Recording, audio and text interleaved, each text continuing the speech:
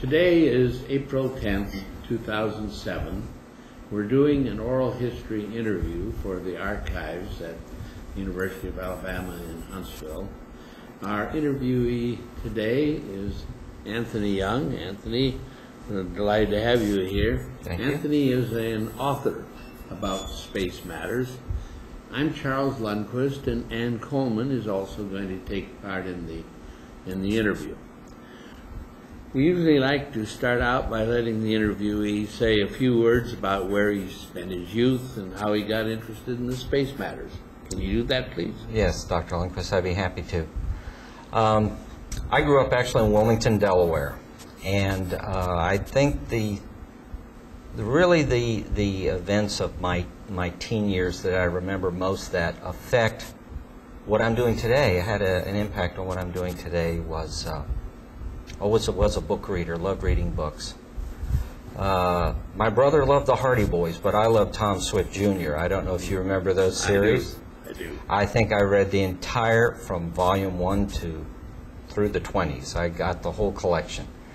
It really fired my imagination, and of course during the 60s with the space program booming, a lot of kids my age, teenagers, were really excited about that and found their interests in reading books like that, and of course model rocketry.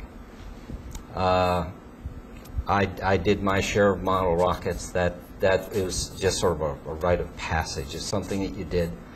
And I even remember building a scratch-built scale model of a Saturn IB. There wasn't a kit available then, and so I just got every bit of information I could and actually built one and launched it several times. It worked quite well. And it really developed an interest in me in design and engineering as I was going through high school, and then after I graduated from a high school in Wilmington, Delaware, I went to Delaware Tech, got a mechanical engineering degree there, and really felt my interest was in the area of design, the visual design of things, and did a research on that during my second year there at the school, and applied to several, including Art Center out in Los Angeles, Pratt Institute in Brooklyn, and a couple of others. And I was accepted to Art Center and Pratt Institute and decided to enroll at Pratt because of their excellent industrial design program, and it was on the eastern seaboard, so that was a positive thing too. It was a little bit closer to home, so I enrolled there and I studied industrial design there. I have an excellent program, very well known, and graduated in 1975 with a bachelor's degree in industrial design. I then moved up to Connecticut and worked for a number of industrial design firms. What sort of things were you designing? Well, industrial design, let me define industrial design for you a little bit. It can be a computer monitor, it can be a mug, it can be a lawnmower. It involves basically product design, consumer products. And it's a very important part of, you don't just engineer a product for consumers, you have to design it visually as well. Can you give some examples that you worked on? Well, I worked for a number of, one office, design office I worked for had the Toro company as a client. Of course, they make lawn mowers and grass trimmers and just about anything you can imagine in terms of yard care. And I worked on the design of both lawnmower housings, the design of those, as well as some new prototype snow blowers they were coming out with. Actually did testing of those. We drove up to Vermont, actually, because the design office was in Connecticut, but it wasn't cold enough, no snow on the ground. So we drove up there, did testing for that product there. But industrial design is so varied, it can include graphic design, packaging design, a lot of things like that. And then I spent 6 years in Connecticut working for small design offices there, and decided I wanted to move to a warmer climate. So I moved to Florida. And in fact, one of the first things I did when I moved to Florida was made sure I went out to Kennedy Space Center. The visitor center out there is excellent. There's always something new to see, and I'll probably touch on it later, but today they have probably the finest restored Saturn V anyone ever will see. Very worthwhile to go see.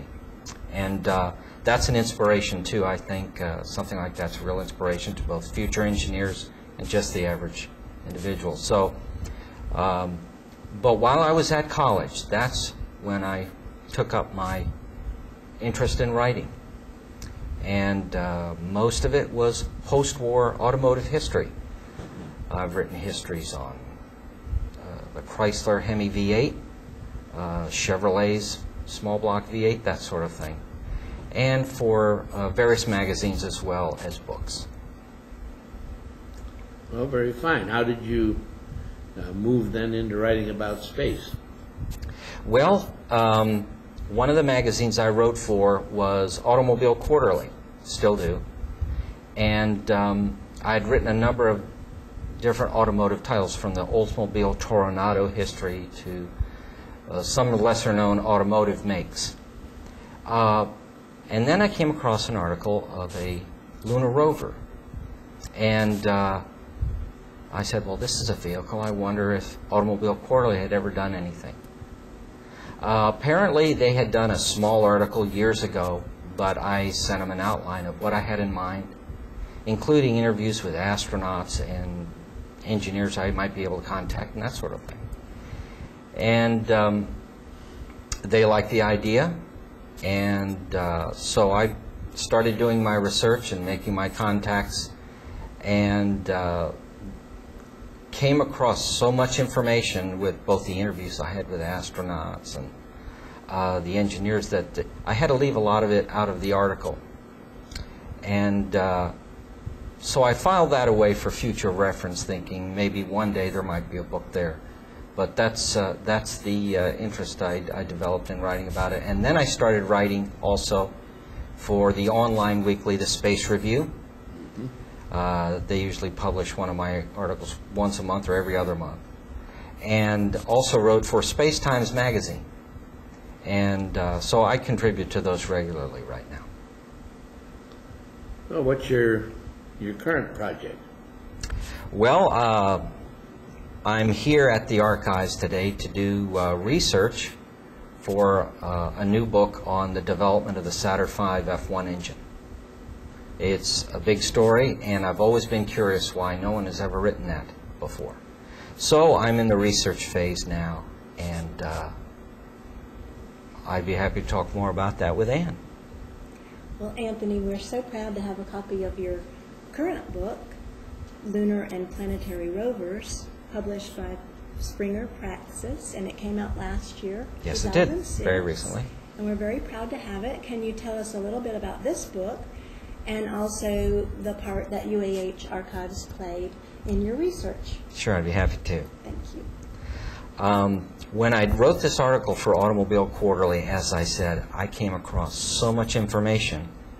I was frustrated because I had to leave so much material out. There was a length limit to the article. But that got me thinking, got the wheels turning. And I said, you know, I think there's a possibility for a book here. I started doing research. Nothing had ever been written on the Lunar Rover. And that was a phenomenal vehicle, a fantastic story. And I felt that it was worthy of a book. So I contacted my automotive book publisher thinking they might be interested, but they said it was a little far afield of what they typically do. So I put it on the back burner temporarily, and I was writing a book review for the Space Review. That book was called Centauri Dreams. Perhaps you've heard about it. And it's about interstellar travel. It's really out there in terms of when you start thinking about time and space and distance and what it takes to cover space distances. It was a great read, and I enjoyed reading it and writing this review. And that book was, the review was published in the Space Review. And then I started thinking, well, maybe this publisher might be interested in my book. I contacted the editor of that, and through a chain of events, they put me in touch with an editor at Springer. And he said, send me your outline and proposal. So I wrote it based on their guidelines for prospective authors, and he got back to me very quickly based on my previous publishing background, because I've been writing for over 15 years. He said, we're very intrigued. I'm going to pass it on to Praxis, our affiliate publisher in England. And Praxis is known for publishing aerospace and scientific titles as well that are on a different area, but of relevant interest to Springer. So they have, Springer and Praxis, an affiliate relationship. The publisher reviewed in England my proposal, liked it, accepted it, and then I started going through the peer review process. Anyone in the field, scientific field, knows how that goes. They don't simply accept it. The proposal and sample writing material goes out to others in the field to review and evaluate and determine whether it's worthy of publication. Well, it passed with flying colors, I'm happy to say. And they offered me the contract, and away I went. I started doing my research. When I had interviewed Sonny Maria for the article, he said, you know, I gave my entire collection of Lunar Rover documents, materials, and everything to the archives at the University of Huntsville, University of Alabama in Huntsville. Sorry.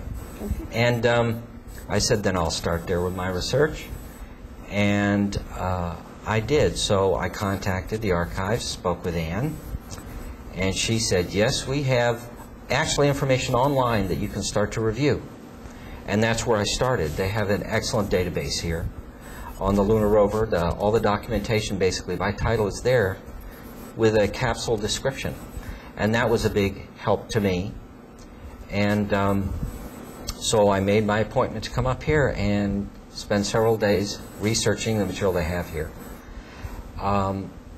I found a treasure trove of information and realized that what they've collected here at the archives on that program is probably simply doesn't exist anywhere in the country. Maybe some documents exist elsewhere. It's the best there is. And it really allowed me to do almost a week-by-week progress of the program, the problems they had, how they solved them, and then balance that out with the interviews. Sonny followed up with another interview to give me more information, and I had an opportunity to meet with or speak with the other engineers, one of whom was Ron Creel, who's given material here for the library, thermal engineer who worked on the Lunar Rover.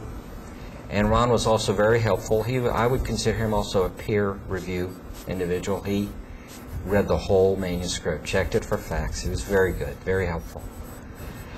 And also I had an opportunity since I was here in Huntsville to go out to Marshall Space Flight Center and their history office and help them have them help me with material I was looking for. But it's really the resources here at the university and the archives that really made this book possible, I have to be honest. It was very, very helpful and informative, and I'm pleased to say that I think I've really told the best story I can on the Lunar Rover. What's interesting about this book, you'll be happy to know, is that it's already come to the attention of NASA's Glenn Research Center. Oh, great. In fact, one of their engineers was the first one to get a copy. He had heard about my book through Ron Creel and said, where can we get a copy of it? We need one right away. And so I contacted my publisher, and he arranged to have a special copy sent to them before I had even seen a copy myself. And it's generated a lot of interest at NASA Glenn because it helps them. They've started preliminary work on soil mechanics studies and other areas involved in wheel design and that sort of thing for the Lunar Rover. And in a way, it's been a guidebook for them because it's told them individuals that worked on the program who are available to speak to them, and they followed up on that. They've actually contacted many people, interviewed them. And that is, I think, the value of writing about history like this, space history, anything to do with the Apollo program that will be helpful to the new Project Constellation, where they want to return to the moon. There is a wealth of information here at this archives, in Clear Lake and other locations, as well as the NASA history offices, that they can draw on for information, so they don't reinvent the wheel. They can actually draw on these, speak with the people who worked on these programs. It's a resource that NASA realizes they should tap into, and they're doing that. I'm happy to see that. Yes. Well, congratulations. Thanks so much. I notice that your title includes Planetary Rovers. Yes. Say a word or two about them. That's been a very exciting thing, particularly on Mars lately. Yes, it is. I felt it was important, and other the people who peer reviewed it said, "You are going to talk about the Martian rovers, aren't you?" And I said, "Yes, I am." I decided to devote a chapter to an overview of the Sojourner rover and the two Martian exploration rovers, Spirit and Opportunity, and felt that was vital because all three rover programs have been very successful robotic programs, and a real jewel in the crown of JPL, if you will, in terms of its success. But as JPL knows, and the European Space Agency knows, any Martian missions can end in disaster. Some of them have.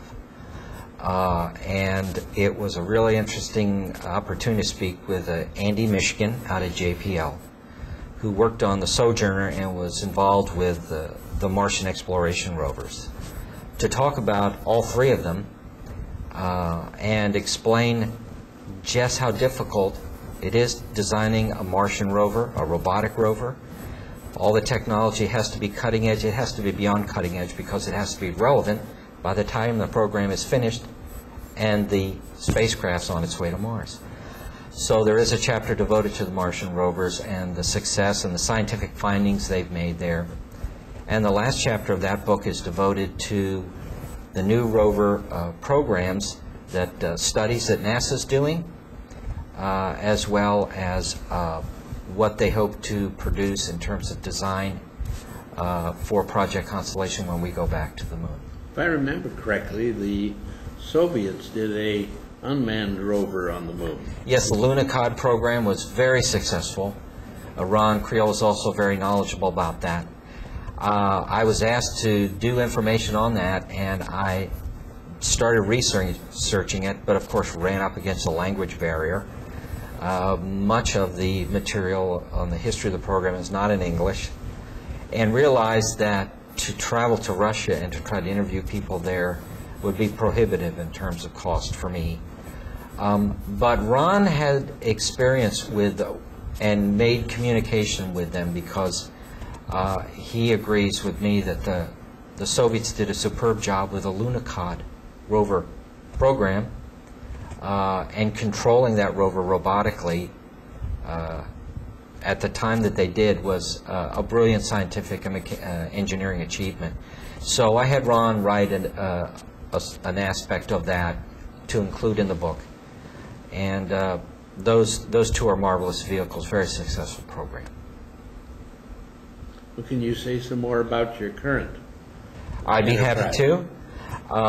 As I was finishing up this program, and knowing that Sonny Maria had also been the program manager for Marshall Space Flight Center on the F-1 engine, the more I looked into Mr. Maria's background, the more I realized he was very much a Renaissance man in terms of how he helped programs here during the Apollo program, and started doing research on the F-1 and went through the definitive history of the Saturn program, Roger Bilstein's book, Stages to Saturn. I'm sure many people are familiar with that. He did devote portions of the book to the engine, but I've always found it curious why no one has ever written a book on this phenomenal rocket engine and how it made the successful moon landings happen.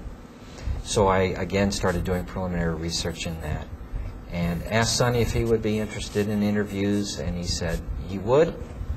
And So I contacted Ann Coleman again here at the archives and started that in process so I could come up here and do research, and I'm in the process of that currently. So that's my current book project on development of the F1 engine, but I'm also including an aspect on the Saturn S1C first stage, because those two were really a system. The F1 and the S1C first stage were really a system.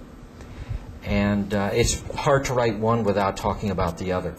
So this won't be about the whole Saturn vehicle, that's already been covered, but this is really going to be focused on the F1 engine, and hopefully it'll meet with the same interest that the Rover book will. Are you finding what you need? Anne has done a superb job, as always. The archives here are really excellent, very well organized. And that's what makes my job as a historian easier. The cataloging, not just in the hard copies, but also the electronic cataloging. The archives has an excellent online resource here that any historian archivist can go to, whether it's Saturn V program, the Rover program, that can really help them do research, preliminary research, to see what's available. And based on that, I was able to determine that there was a lot here. They've been very helpful. Because really this is a source, a irreplaceable source of information. It's history of a phenomenal period in American history on the Apollo program and aspects of the Apollo program for this and future generations. And it's there, and that's what it's there for. But for historians, it makes their job a lot easier. They don't have to go scattered around the country. It's in one place and very helpful to me. Well, while we're on the air here, so to speak, are there any last thoughts you'd like to leave for posterity about the space program? Well, let me say something else too, and that's the library, the Archives Oral History Project. It's very important. They have gotten a lot of the retired NASA professionals and contractor people as well, I'm sure, to do audio and videotaped interviews to describe their experiences here. That's also a very important aspect of the archives here. You get to hear the actual voices of the people who worked on the programs. And that's also part of vital history. That aspect I'd like to touch on also because it's something Andy Mishkin at JPL mentioned. He said these programs that we're doing at JPL, at Marshall, at all throughout NASA, hopefully are an inspiration to future generations. I think that's important. I had an opportunity some time ago to hear Dr. Catherine Sullivan, who was NASA's first woman to go into spacewalk, describe what inspired her to get into the space program. And she described a book that Ann showed me just the other day, The Conquest of Space. It's a classic from late 40s, early 50s. And that book really fired the imaginations of thousands of people all across America during that time. That got them interested in space. And it was like being in the right place at the right time, because that was the threshold. That's when America really took off in terms of its space exploration and the Mercury, Gemini, Apollo programs.